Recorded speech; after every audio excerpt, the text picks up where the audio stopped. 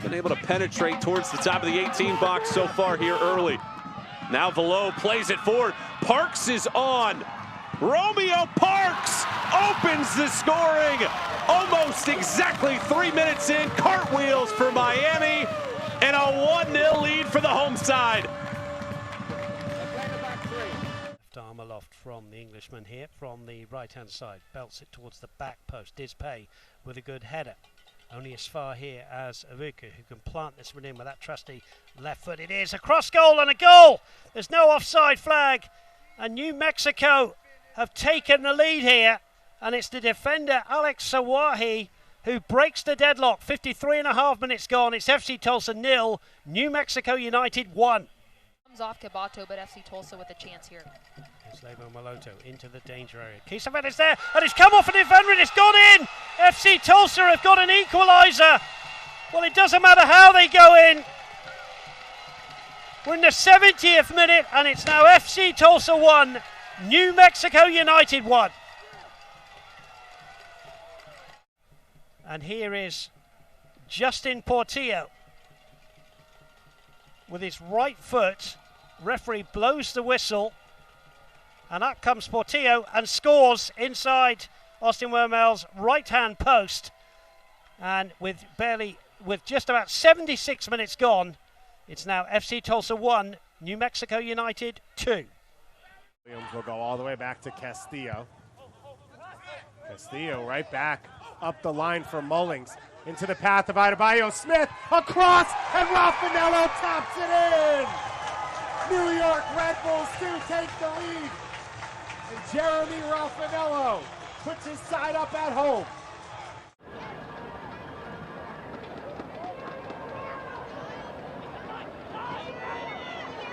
Again turned over, it's Barry sliding this in, Galina, it's off the post and in! An impossible angle, but Mishi Galina opens the scoring for Colorado Springs. He always provides those magical finishes. Amo.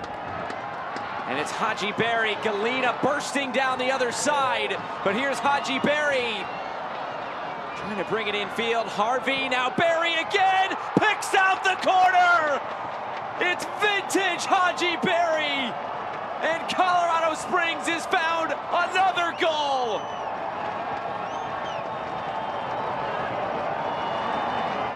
And it's Dunbar who gets the nod. Right before halftime, trying to cut this deficit in half. Dunbar, after a brace over the weekend, Dunbar calmly slots it home. That is as cool as you like from the 19-year-old, and LouCity's get a goal before halftime.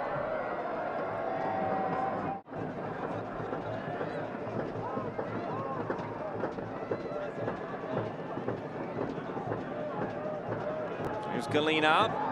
Gets around Drac, serves it in, bouncing in! Colorado Springs score a third, and this time it's Elvis Amo. Everybody on that front three with the goal. Barry, Galina, and now Amo. It's 3-1. Whole LA Galaxy organization in the state of Colorado this weekend, with the first team taking on the Rapids tomorrow. Stos, can they finish this one strong? Cross comes in, and all the way to the back post. This one sneaks in. It's Callum Johnson. It's his first pro goal, and LouCity's a late lifeline.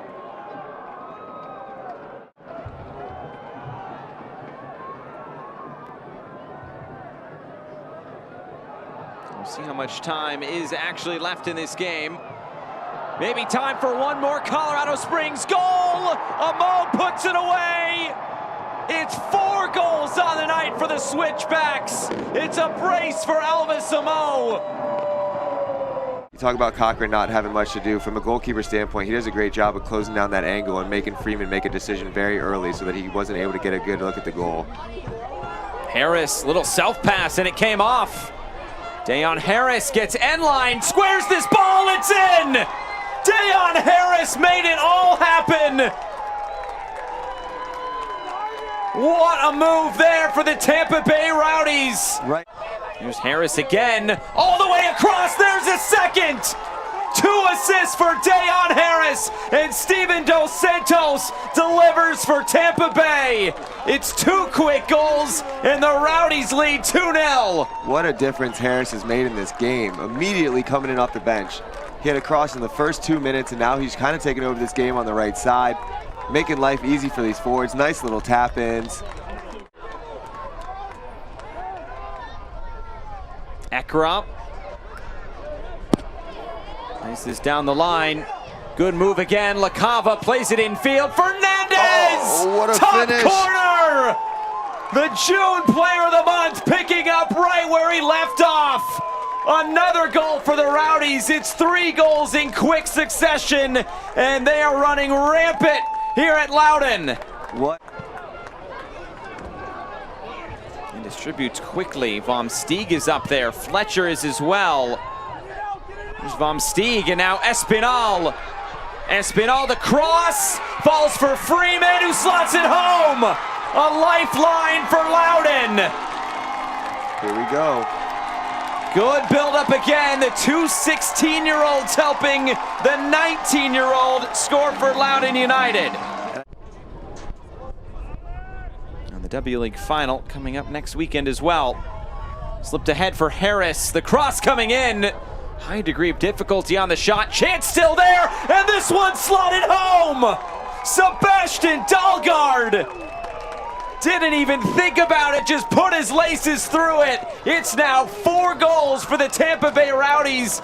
They are a goal-scoring machine at the moment.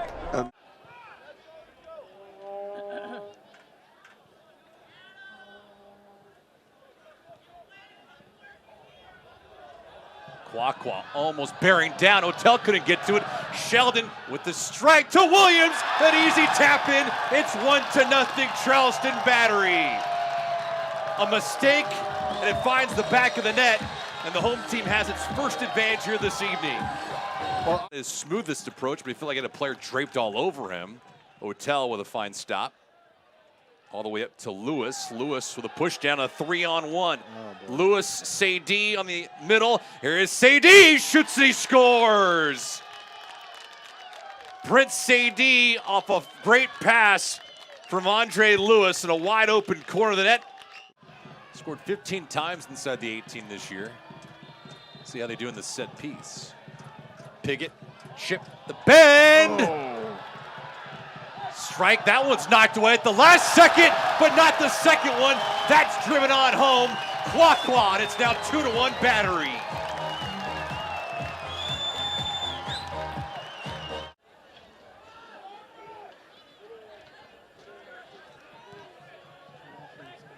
Here's Asensio. Delivering to Williams, he got it! Augie Williams with a great goal. All effort, all heart. His second goal of the match. He's not getting up, but it's a 3-1 lead for Battery. Which is, I think, legal in some parts of Tennessee. Or as J.J. Greer would say, the fox in the box. Oh, Goodrum, it's in for a goal. Philip Goodrum, his 11th. A Chick-fil-A Mid-South goal. And the home club up 1-0. Owenby ready to go on the back line. You see a couple of others just outside the 6 ready to flood in. You also, hey, you cannot rule out Corbin Bone at the top of the box too. And it's in the back of the net, flicked in by Brian Owenby for the equalizer.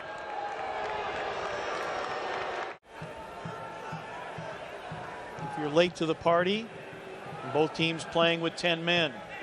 Segrist for Memphis sent off in the first minute, the first half stoppage time. Owenby hits it in, and it's 2-1. Owenby with the brace. But I got to say, we've had a chance to see the kids up close, and a thing of beauty. Yeah, they're pretty special this year. You got to say they are pretty special. Nico Brett finds Kiesewetter in space. Here's Jerome Kiesewetter, and Kiesewetter hits open the scoring. Less than a minute in, Jerome Kiesewetter, he's been in form, and he keeps it rolling. And the 12,000 fans here at the Lab, Chris, have erupted. What a start. I mean, I didn't want to say this, but it is a very similar trend in the way that the game's going to the last home game against RGV, where Mexico United just getting deeper and deeper. That back three really has become a back five now. Lots of crosses coming into the box. And here's Kelly on his way through. And you said it, Chris. Dane Kelly notches his 7th goal of the season.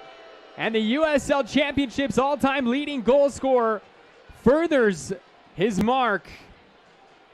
Among defenders and clearances, 73. In fact, SAFC, all 3 of their defenders are in the top 8 when it comes to clearances, which shows you just how good of a unit they've been all season.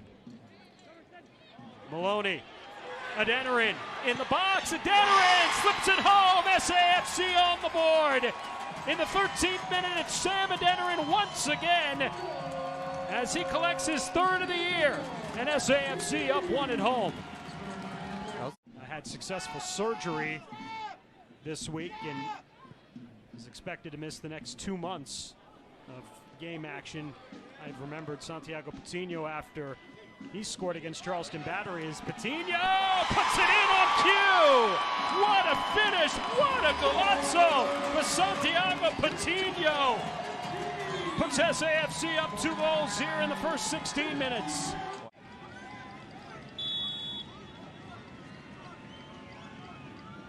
And Patino drives it in with authority to make it 3-0 in the 33rd minute. Great person, and now he's going to be stepping into some new endeavors, and we wish him the best, and he's going to kill it just like he did here. And I see, just looking as Adeniran flicks this on, and it's Sam Adeniran's 2nd of the night. The header past the fingertips of Vicente Reyes. Adeniran and Patino each with a brace, and it's 4-0 San Antonio FC at home on a Saturday night in July. They also scored here at home against Monterey Bay back on the 30th of April. May not be done. Dillon able to shake off the tackle. Dillon will finally drive one through to cap it off. Has been close so many times, and Justin Dillon's got his 6th of the season in the 88th minute.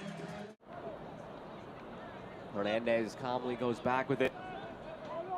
The back 3 of Murad, Clementa, and Fuenmayor haven't typically been the back 3. Danny Barbier usually in the mix for Oakland. But all 3 players on that back line have played plenty this year and more than capable. Played through now for Carlson! 14! A man on fire. He won't stop scoring, and the Roots go up 1-0.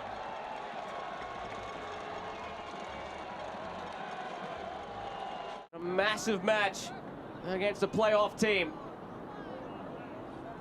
He'll have to beat one of the best goalkeepers in league history to do it. Carlson against Newton. It's Carlson winning the battle. It's 2-0 Oakland. It's his 15th of the season.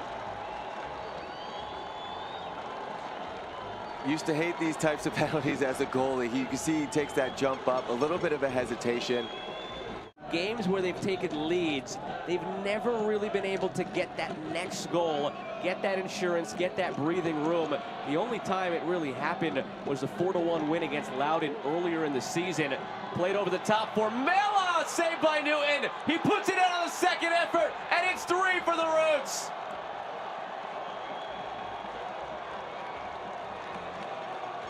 Time, they're just going game by game, and it's worked for them, so why change it? But on a night like tonight, it's good to have that attitude because you don't want to get too low. Could it be 4 already? Yes! Everything going Oakland's way.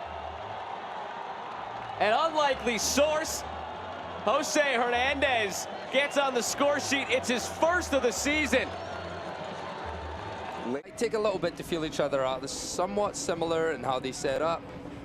You see Dami Viadero looking to cut that one out, and this is a man you got to keep an eye on, Marlon, on the right-hand side. Plays it forward, Enzo Martinez. Here's a chance already slipping through, and the visitors have an away goal. Juan Agudelo strikes in the 1st minute here in Sacramento, and already Sacramento in a deficit. We mentioned Sacramento getting beat by Birmingham 1-0. Sacramento occupying that last playoff spot in the West right now. Open the door a little bit for these teams as Jorschel with the goal. Oh my goodness, beats Derek from distance, and Las Vegas is on top 1-0 here in the first half. Like he had a scope on that right foot. He was well outside of the box. I don't think anyone on that Toros defense thought he was in a position to put a clean strike on.